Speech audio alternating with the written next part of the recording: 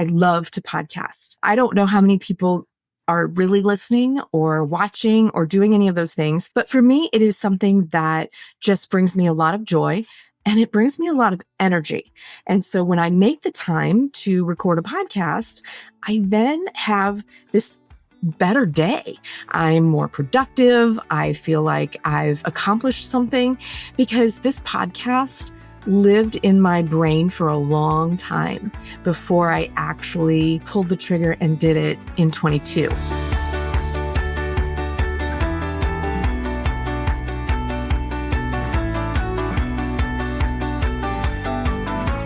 Hey, everybody, and welcome to a long-awaited, much overdue episode of Accounting with Confidence. And I have been missing for a while. So for those of you who don't know me, my name is Beth Whitworth, and I am the host of Accounting with Confidence. I have been working on this podcast for I think we're finishing, at the end of this year, we'll be finishing 4 years. I started at the end of 2022. And here I am today. I am just going to go with the flow. So I haven't had time to record episodes. You guys know that I've taken breaks before, and it almost always coincides with tax season. And it did again this year. We thought we had the stuff in place that this tax season was going to be different and we would be ready, but things happen. Some definitely on me, some definitely things we couldn't control. And what happened was that we ended up planning for some things that didn't ever happen. So today I'm just going to give you kind of a little recap of what's been going on and what is coming, because I love to podcast. I don't know how many people are really listening or watching or doing any of those things. But for me, it is something that just brings me a lot of joy and it brings me a lot of energy. And so when I make the time to record a podcast, I then have this better day. I'm more productive. I feel like I've accomplished something because this podcast lived in my brain for a long time before I actually sort of pulled the trigger and did it in 22. And for those who have listened for a long time, or if you just started listening when it went to back episodes, you know that the trigger for that, for finally starting the podcast, was being diagnosed with breast cancer and going through that treatment and realizing that what I had right then in my business was worth sharing. Now that was 4 years ago. 4 years ago this month was when I had the surgery, and I spent the rest of 22 recovering. And then I jumped on and said, I'm ready to start doing this podcast. And so I learned all the things I could learn, and I launched at the end of 22. So here we are 4 years later, 4 years post cancer and post essentially, being cancer free. And I just have this desire to keep doing this. So I have a ton of content. I have a calendar full of episode ideas, and this one is going to be completely off the cuff. So I'm going to try to keep it concise, and I'm also going to try to keep it a little organized. But if you know me, you know me. So where do we want to start? I would say that let's start with tax season being my 30th tax season in a row. Yes, 30. When I was just a baby, I started doing tax returns. No, I'm kidding. But I did start very early in my career, and I have always been in a tax season of some sort. I've always been driven by those deadlines. That April 15th deadline has always been a part of my life. This was my 30th tax season. This is also the 30-year anniversary for my husband and I being married. We got married after my first tax season.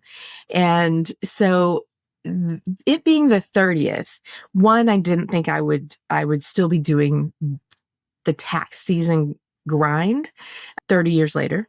Two, I thought we had set ourselves up to really have the right team in place. We were making some plans to allow me to step away and not be as involved in the season as I had been in the past. So I fully and firmly believe with my firm every single year that really nothing leaves the firm without having a second set of eyes. So I don't have any one preparer that can do the return, review the return, and say the return is ready. Everything really goes through some layers. And so that has always meant that I was going to be the person that in a lot of places had that final touch. So last year, we had a goal that we were going to expand the team and add a tax manager. I will admit, on me, probably didn't make that decision soon enough and didn't spend an adequate amount of time trying to find the right person. Granted, it was the end of the year, so there was holidays, there was all the things going on. We thought we had found the right fit, and we hired somebody who started in early January. And it turned out that what he was doing and what we were doing just didn't really mesh. We were not seeing, we are a quick turnaround firm. We do not let things linger. So when there's stuff ready to be reviewed, we are reviewing within, 24, 48 hours in case there's something we have to go back to the client for. We want to get that information back. We want to turn it around. And we put an internal deadline on ourselves of trying to get things out in 10 days. And we tell the clients 2 weeks. And we did not have the same timeline going between us and our manager, and it was a remote position. Communication wasn't great, and we were really having to pull the work back and take care of that. So I will say that was on me. I didn't do a great onboarding job. I may have not done enough background and confirmed and stay in communication because we were busy.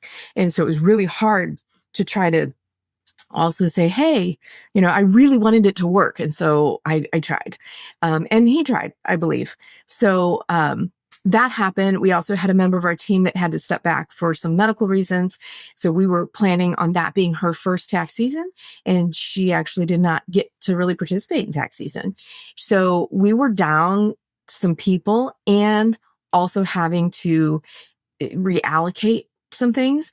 We also had some clients that came on board that were, substantial, and we needed to get them onboarded. And again, I promised I'd do the work, and then we ran out of time. And so I feel like I spent a good portion of this tax season apologizing, not making excuses, but saying, yeah, I dropped the ball. I didn't get to it. And I hope my client base appreciated that it was not, wasn't intentional.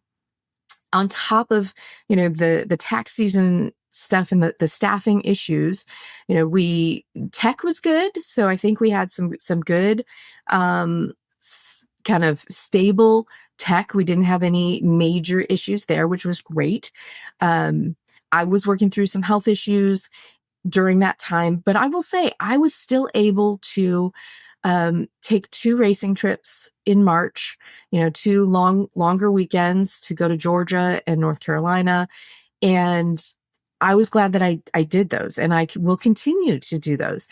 We just started that in the last 2 or 3 years, and I've been racing for a long time.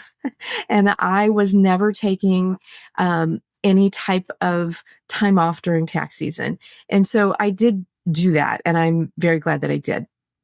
Other things that were going on, I was helping an organization that I got involved with last year to start a not-for-profit, and I became their treasurer. And it's an organization that is near and dear to my heart. I think I've had some episodes where I've talked about, I kind of have this new hobby, this new competition, and I'm decided that, the authentic self that I am, I'm going to share with you what I'm doing because I, it's I enjoy it. So what it is competition shooting. So I have learned to shoot a pistol, a rifle, a shotgun, but mostly I've been competing in pistol competitions, and it is very similar to the racing. And in that, I got started because, we started going to the range, and we discovered there was competition, and we had some friends that were doing it. And I ended up with this ladies organization called Lady Sentinel that they wanted to become a not-for-profit. And it, I mean, it changed my life last year as far as what I decided I wanted to do. Now, I did not grow up shooting. I wasn't a hunter. I never, I had been to the range a handful of times in my life. But what I discovered is that being involved in learning a completely new skill for something that I am, is totally new to me, it engaged my brain in a way that I needed. And the competition piece of it was for me, it was a great place to just let everything else that was going on in my life go. So whether, work worries or health worries or family worries, whatever it was, I would have those 2 to 3 hours at a competition where I didn't have room in my brain to think about it.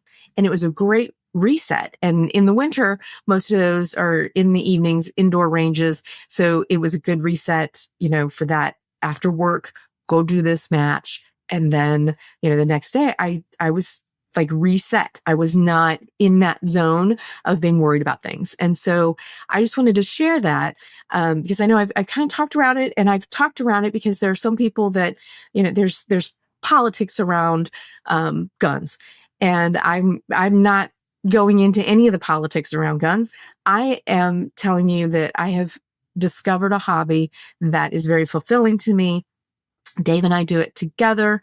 It's very similar to racing as far as timing and scoring and things like that. And so it was very familiar in that regard.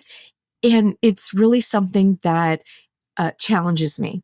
And I realized that I am not too old, one, to learn something new, and two, to still want to have challenges in my life. Now, doesn't mean I want challenges relating to everything. I say a lot, oh no, not another learning opportunity.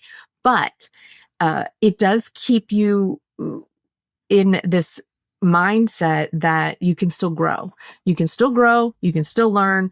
And that's what I've been doing. So during this past tax season, I really did make time and use that time to kind of reset and do some matches.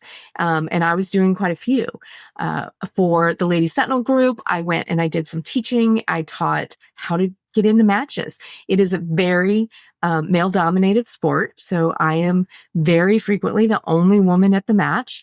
I'm trying to get more women to recognize that this is something that is really fulfilling.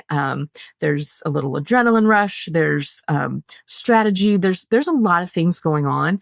And I think that just like racing, it is male dominated, and it is harder to convince the ladies to actually that this is a place they belong. So I am kind of on that soapbox a little bit, but I'm really helping this organization, or hoping to help this organization grow, and we're trying to get all of our ducks in a row so that we can expand. And it's very fun. I have not been in this layer of an organization in a very long time, and being able to help them get the not-for-profit. And we have a very good core group of leadership, and it's just something that was unexpected for me this year.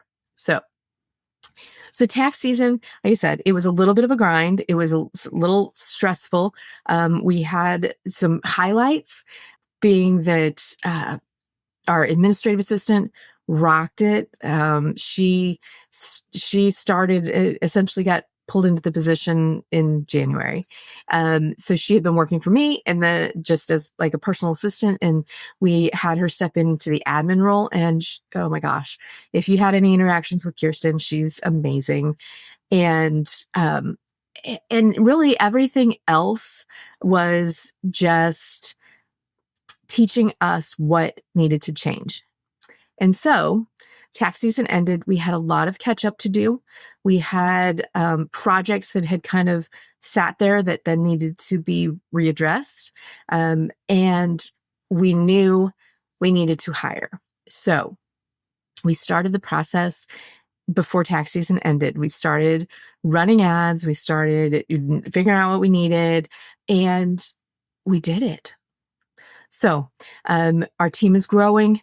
That was, we knew that needed to happen. We were feeling that pressure of Sarah and I not having some place to offload work to someone else so that we could do more things. And so we knew we needed more hours, and still living in our permanent part-time model. We hired an accountant, another 30 hours a week, and he has started and he's great. And we have hired a tax manager that is going to start later this month. And we're so excited. Now, we're also toning down our excitement because we did that before and we had all these plans, and it really, it hurt more when it didn't work out because we were so hopeful. So it's really hard to, I mean, I'm excited. I'm so thrilled with these people. I think they're going to be great additions to our team. We also have an intern that started last week, and she's waiting until her job at KPMG starts. And so she's helping us do just odds and ends relating to anything from rolling spreadsheets forward for next year to mailing out tax documents, whatever. And so that's been a nice relief to have that little bit of extra administrative help. So I'm excited. And this is leading us right into scaling new heights. So every year I do a scaling new heights recap and kind of a day by day. And I'm going to do that again this year.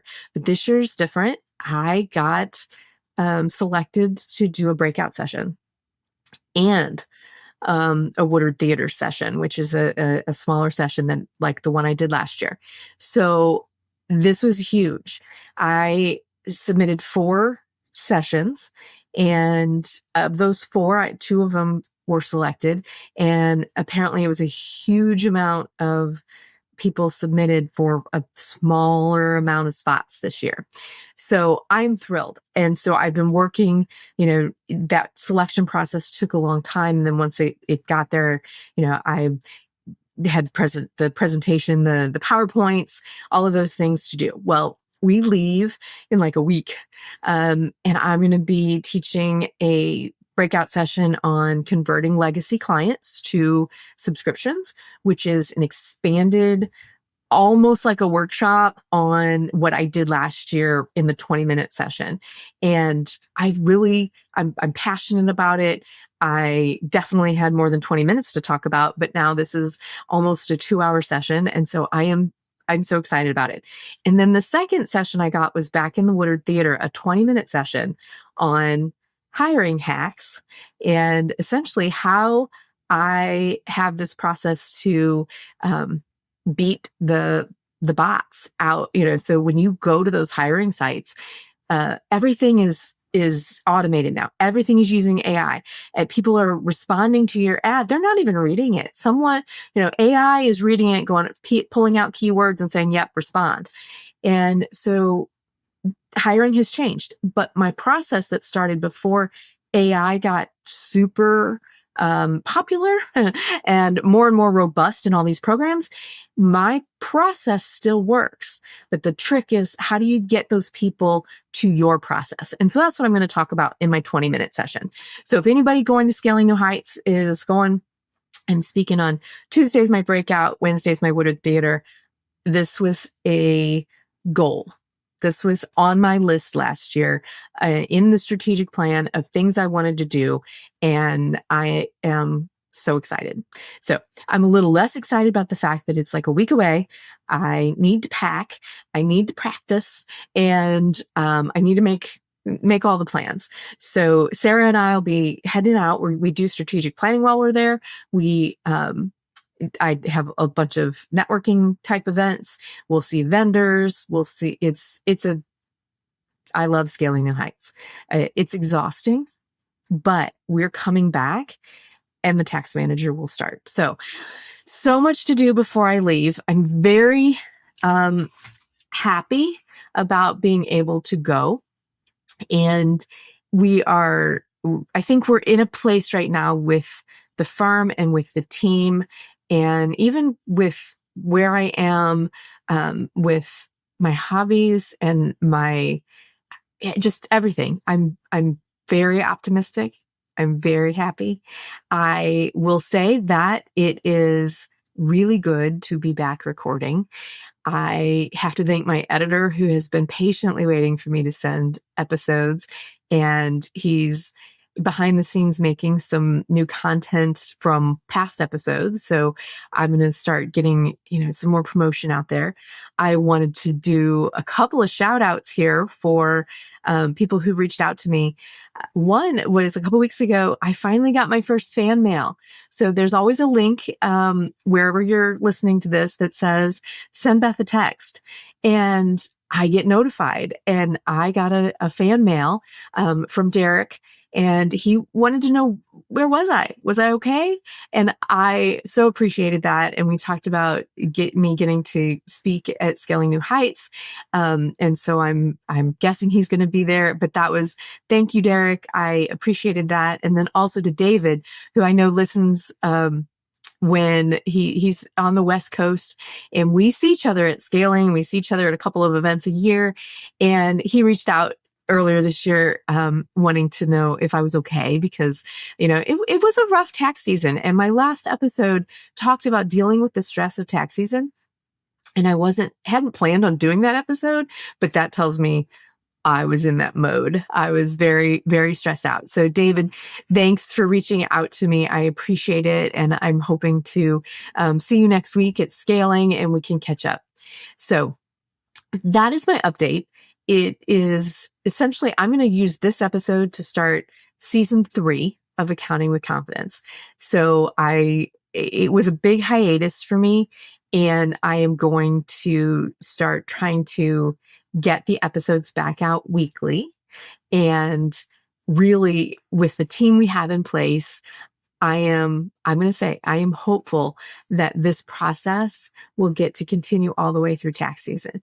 I honestly feel there's so much that happens during tax season that it's important to keep that connection with everybody, because my goal is to share my experiences so that maybe they're helping one or two people, whether it's about how to handle stress, or whether it's about the big, beautiful bill, whatever it is. If there's some connection there that can brighten your day or make you go, oh, I didn't think of that. Maybe I'll try that. That's what I want to do. So that's all I have for today. I'm keeping it short, and I will have things that are more structured and topics coming very soon. And like I said, if you're coming to Scaling New Heights, come find me. Or hit me up in the app, so we can connect. I would love to chat with you, give you a sticker. I have Accounting with Confidence podcast stickers, and I would love to share those with you, any of my listeners. If you're not going to Scaling New Heights, after Scaling, I will have my recap, and I would encourage you, if you're in the industry, to listen to that recap and consider going next year, because it's an amazing conference, and it is the place where I found my people. So I am not endorsed by them. I am not paid by them in any way, but I have always said that my visit to Scaling New Heights in 2017 changed my life. So here we go. All right. So I look forward to talking to you all again. I hope to see you soon. And really, if you need me, you know where to find me, and feel free to give me a text wherever you're listening to this. I'm pretty quick to respond to those because I get so excited. All right, everybody, have a great day, and I will talk to you again soon.